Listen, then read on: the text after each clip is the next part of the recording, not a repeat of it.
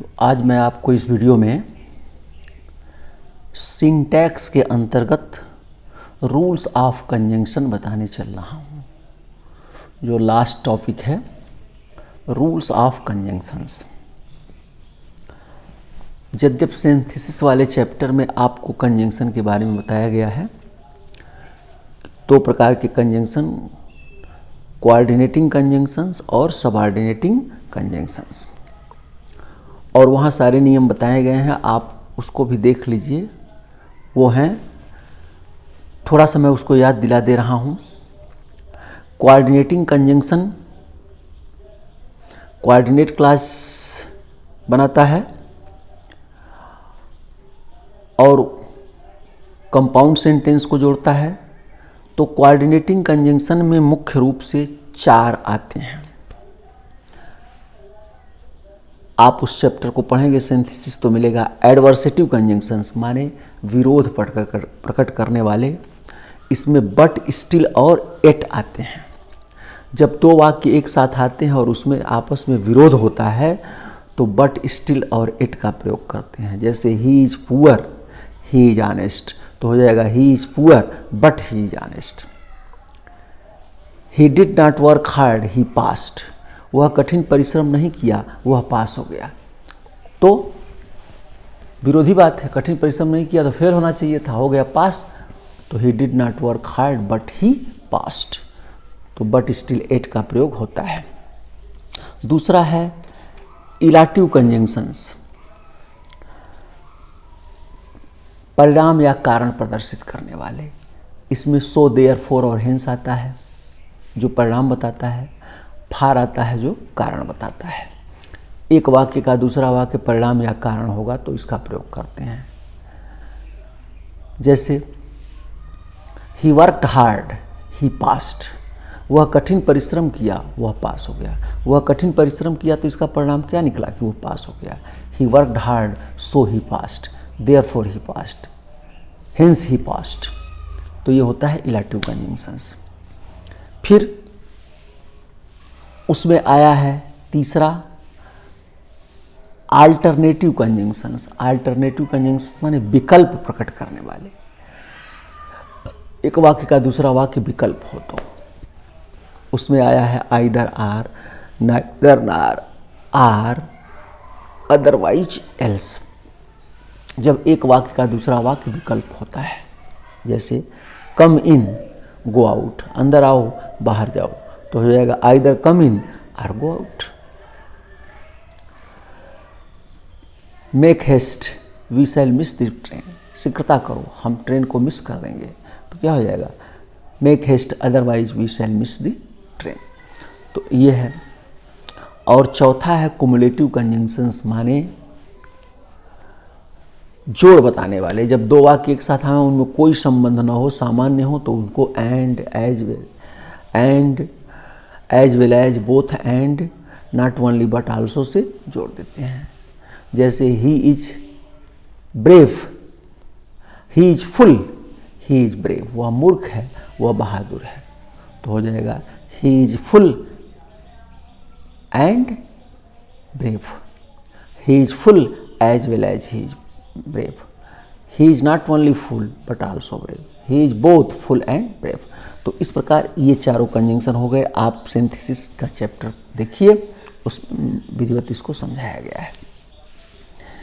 इसके बाद फिर सबऑर्डिनेटिव कंजंक्शंस में पूरा नाउन क्लॉज में जो कंजंक्शन आते हैं, what, why, when, where, how, ये कंजंक्शन है।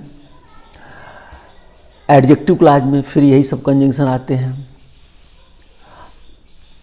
और एडवर्ब क्लॉज में भी adverb clause of time, time वाले कंजंक्शन आपको लिखाया गया है। When, after, as soon as, before, no sooner, ये सब टाइम वाले हैं। ऐसे ही एडवर्ब क्लॉज ऑफ प्लेस वाले हैं जिसमें वेयर, वेयर एवर है।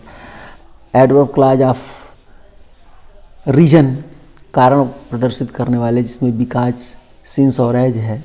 एडवर्ब क्लॉज ऑफ पर्पज, उद्देश्य प्रकट करने वाले, जिसमें so that, in order that और दैट है। ये सब सिंथेसिस में है, देख लीजिए। फिर adverb clause of comparison, as या सो एज है। एडवर्ब क्लॉज ऑफ कंट्रास्ट, विरोध प्रकट करने वाले, जिसमें दो आल्दो इवन इफ है।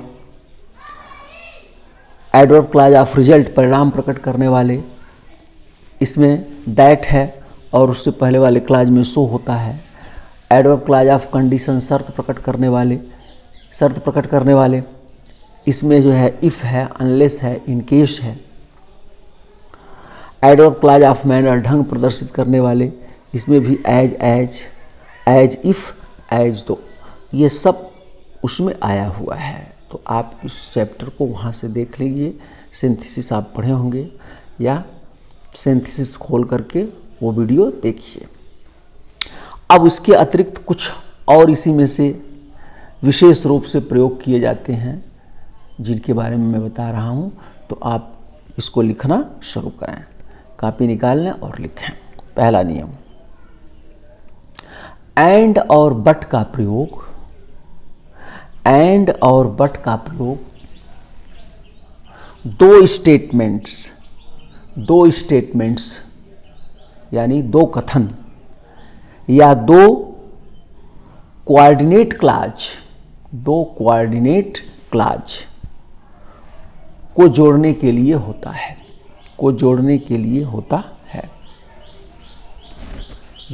होता है, तथा एंड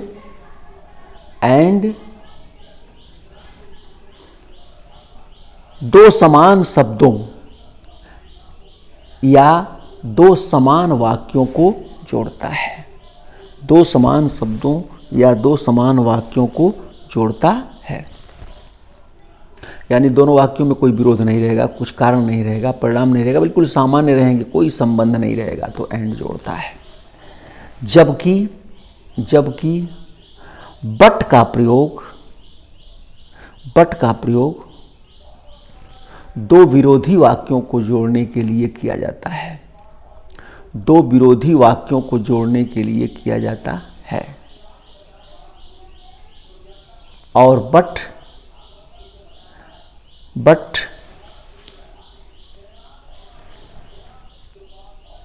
दो वाक्यों में कंट्रास्ट, CONTRAST, कंट्रास्ट, कोष्ठ में लिख लीजिए, विरोध प्रकट करता है।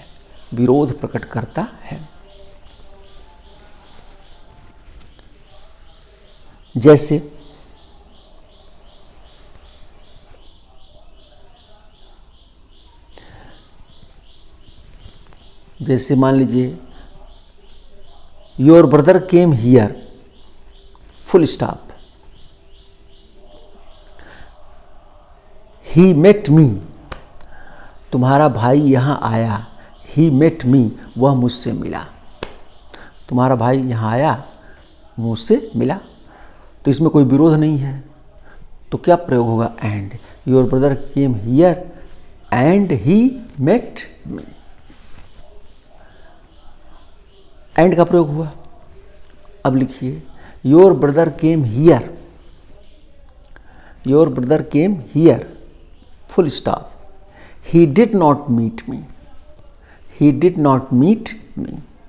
तुम्हारा भाई यहाँ आया, he did not meet me, वह मुझसे नहीं मिला।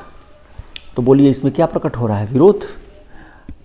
तुम्हारा भाई यहाँ आया तो मुझसे मिलना चाहिए था, नहीं मिला, विरोध है, तो क्या हो जाएगा? But. Your brother came here but he did not meet me, your brother came here but he did not meet me। तो अब आप समझ गए होंगे इसको, ये क्या कह रहा है। विरोध रहेगा तो बट, और सामान्य कथन रहेगा तो एंड का प्रयोग होगा। अगला लिखिए, बोथ के पश्चात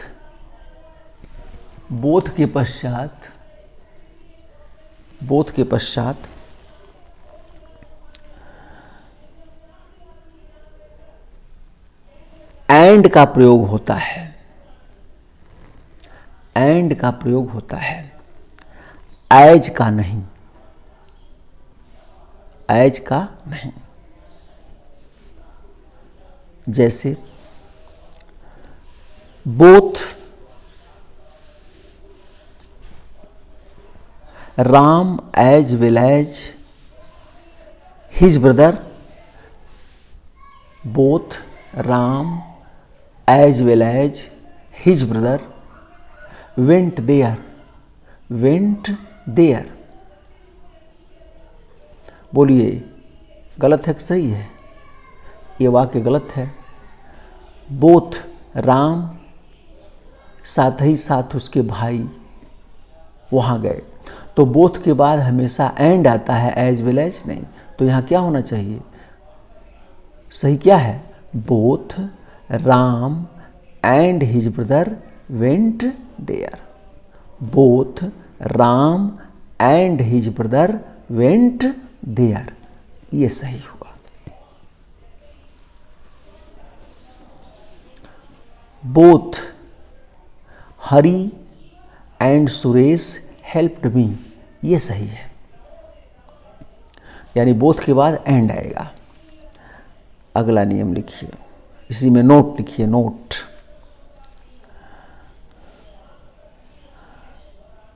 बोथ का प्रयोग पॉजिटिव सेंस में होता है, पॉजिटिव सेंस में होता है। अतः इसका प्रयोग निगेटिव सेंटेंस में नहीं कर सकते हैं। अतः इसका प्रयोग निगेटिव सेंटेंस में नहीं कर सकते हैं। निगेटिव सेंटेंस बनाने के लिए, निगेटिव सेंटेंस बनाने के लिए neither nor, neither dash dash नार का प्रयोग करते हैं, का प्रयोग करते हैं। जैसे both Rajni and her brother did not go there, both Rajni and her brother did not go there. तो ये वाक्य गलत है, क्योंकि बोथ के बाद ये निगेटिव में वाक्य है, इसलिए बोथ का प्रयोग नहीं होगा। तो सही क्या होगा? Neither Rajni nor her brother went there, neither Rajni nor her brother went there. और नाइदर नार का प्रयोग रहेगा तो डिड नॉट नहीं रहेगा, वर्ब का सेकेंड फॉर्म होगा। अफर्मेटिव की तरह नाइदर नार का प्रयोग होता है। तो neither Rajni nor her brother went there. Neither Ram nor his brother helped me, न तो राम न उसके भाई ने ही मेरी मदद किया। ये वाक्य सही है। अब ऐसे इसको नहीं बोल सकते हैं कि both Ram and his brother did not help me. ये वाक्य व्याकरण के अनुसार सही, ग्रामर के अनुसार सही नहीं है। अगला नियम लिखिए, एंड और आर का प्रयोग करते समय, एंड एवं ओ आर, आर का प्रयोग करते समय, एंड और आर का प्रयोग करते समय यह ध्यान रखना चाहिए कि, यह ध्यान रखना चाहिए कि एंड केवल दो वस्तुओं को जोड़ता है, एंड केवल दो वस्तुओं को जोड़ता है। अर्थात एंड दो वाक्य को या दो शब्दों को जोड़ देता है, जबकि आर, जबकि आर ओ आर, आर दो वस्तुओं में केवल एक को बताता है, जबकि आर दो वस्तुओं में से केवल एक को बताता है। यानी आर अल्टरनेटिव कंजंक्शन है, विकल्प के लिए प्रयोग किया जाता है। जैसे I want a ball and a pen, मैं एक बाल और एक पेन चाहता हूं, मैंने दोनों चाहता हूं। I want a ball and a pen, इसका अर्थ क्या है कि मैं बाल और पेन को जोड़ दिया एंड, तो हो गया मैं बाल और पेन चाहता हूं, माने बाल और पेन दोनों चाहता हूं। और आर का अर्थ क्या हो जाएगा? आई want a ball or a pen, I want a ball or a pen, मैं एक बाल या एक कलम चाहता हूं। चाहे बाल दे दीजिए चाहे कलम दे दीजिए, तो दो में से एक की बात करता है। Do you want to leave Agra और मथुरा? क्या आप आगरा या मथुरा रहना चाहते हैं? माने आगरा या मथुरा में से किसी एक जगह रहना चाहते हैं।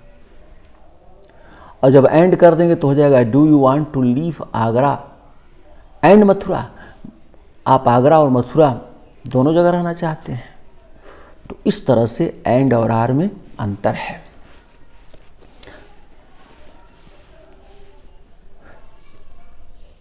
नीचे लिख लीजिए नोट। आर का अर्थ अन्यथा और नहीं तो, अन्यथा और नहीं तो भी होता है।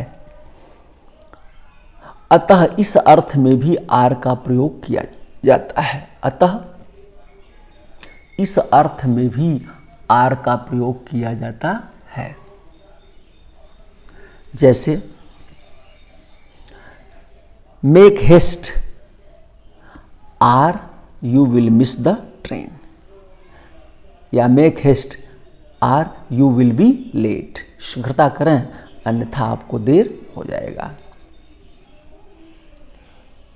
वर्क हार्ड कठिन परिश्रम करो, or you will not pass, अन्यथा तुम पास नहीं होगे। तो इस अर्थ में भी आर का प्रयोग किया जाता है। अगला नियम लिखिए। Either or, either dash or, comma neither nor, neither dash comma nor, neither nor, comma not only but also, not only dot dot dot but also. ये प्रायः जोड़े में ही प्रयोग किए जाते हैं। ये प्रायः जोड़े में ही प्रयोग किए जाते हैं। जैसे either you or your brother, either you or your brother must go there.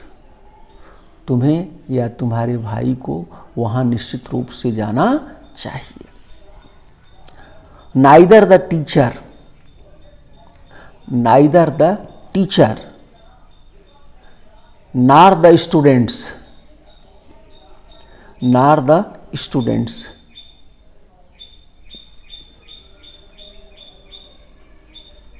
Where presented. न तो अध्यापक न छात्र ही उपस्थित थे। सब जोड़े में ही है। Nehru was not only a leader, Nehru was not only a leader but also a writer, but also a writer. Nehru केवल नेता ही नहीं थे बल्कि लेखक भी थे। अगला नियम लिखिए। दो के साथ THOUGH, दो के साथ एट आता है। एट का प्रयोग होता है, YET, एट का प्रयोग होता है, किंतु बट का प्रयोग नहीं होता है, किंतु बट का प्रयोग नहीं होता है। जैसे though he was poor, though he was poor but he was honest, though he was poor but he was honest. ये वाक्य गलत है क्योंकि दो के साथ बट का प्रयोग नहीं हो सकता है, एट हो सकता है। तो सही क्या होगा? Though he was poor yet he was honest, though he was poor comma yet, अरे though he was poor yet he was honest. नीचे लिखिए नोट।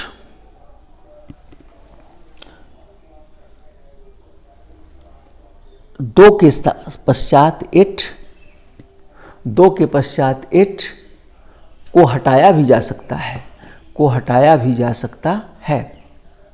अर्थात एट का प्रयोग नहीं भी किया जा सकता है, नहीं भी किया जा सकता है। और तब एट के स्थान पर कामा होगा, तब एट के स्थान पर कामा लग जाएगा। जैसे though he was poor comma he was honest, though he was poor comma he was honest. तो ऐसे भी हो सकता है, though he was poor comma he was honest. अब मैं इस वीडियो में इतना ही, अब अगले पार्ट में फिर आगे मैं बताऊंगा। बहुत बहुत धन्यवाद।